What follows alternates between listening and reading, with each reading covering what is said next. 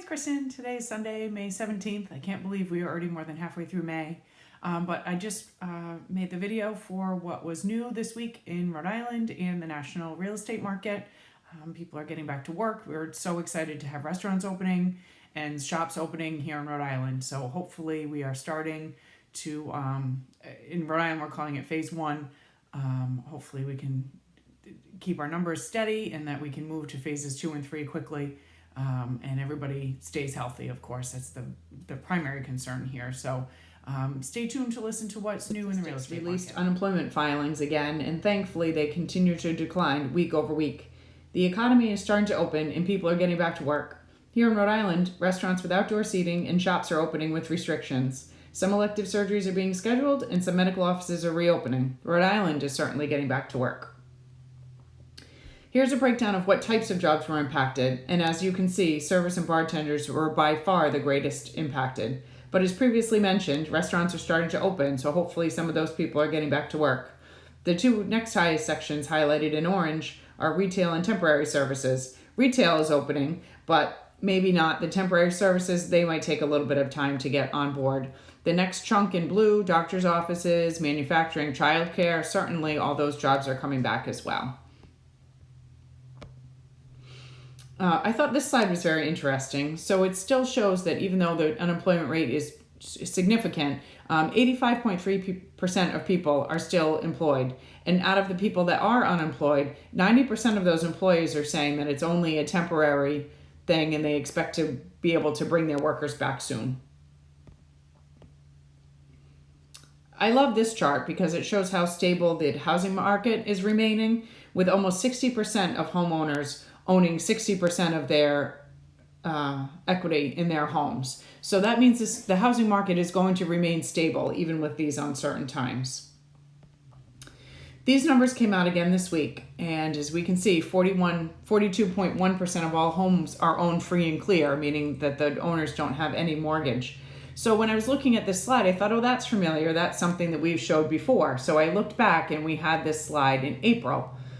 And so if we look at the April one, it said 37% of homes are home free and clear. So that means that 5% of homeowners have paid off their mortgages in the last couple weeks as we've been going through this financial and social crisis.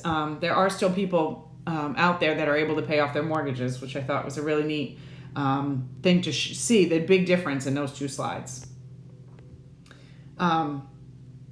The board of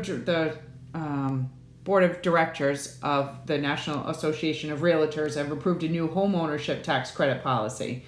This would provide an incentive to purchase and own a primary residence through tax credit for households that no longer itemize deductions.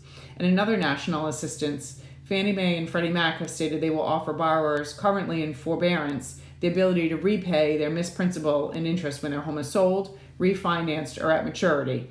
Ordinarily, if you go into forbearance, which means you are not paying your mortgage this month, that you would need to repay within, I think it's a 3-month time frame. And so they're extending that where you could tack that on at the end of the loan, or it's not something that will be due this month. The 30-year fixed rate mortgage is averaging 3.28% in the week ending May 14. 1 year ago, the 30-year rate was 4.0%, and the average mortgage rate dropped to an all-time low of 3.23% earlier this month. So it's certainly something. If you have a higher interest rate, it is most certainly worth your time to remortgage now. Or if you're looking to get into something, it is the best time in history to be getting a mortgage. So we've covered unemployment, still quite high, but certainly starting to recover. People are paying off their mortgages, and those are not are being able to get assistance to make those repayments so they don't go into foreclosures. Mortgage rates continue to be unprecedented lows. So what does all this mean for the housing market? Both the CEOs of Redfin and Zillow are stating that search traffic on their sites is off the charts. And one particular search that's interesting to us here in Rhode Island is that the people who are living in big cities searching to move to a smaller city, that particular search is up 71%. So what are the current numbers in Rhode Island? This week, there were 207 homes under contract. So I look back at the 7 days before I make this slide. And then I have the dates of the last 2 weeks as we've been reporting them. So 207 homes under contract. 28 homes are back on the market. So they're homes that people have pulled off earlier and decided it's now time to relist them. 415 new listings, 263 pending listings, and 235 homes sold in Rhode Island in the last 7 days. And what are the numbers in Tiverton and Little Compton? 7 homes under contract, 3 new listings, 1 pending listings, and 4 homes sold. So that's the most up-to-date information I could gather about what's going on in the last week here in Rhode Island and also nationally. If you are thinking about selling, the market is very strong with buyers. There are many people looking for homes, especially to move here to Rhode Island. And if you are somebody who's looking to move, then we would love to help you find something in our own little corner of the world. So I'm looking forward to hearing from you. If you're even thinking about it, you want to have a discussion, please reach out. Thanks. Have a great day.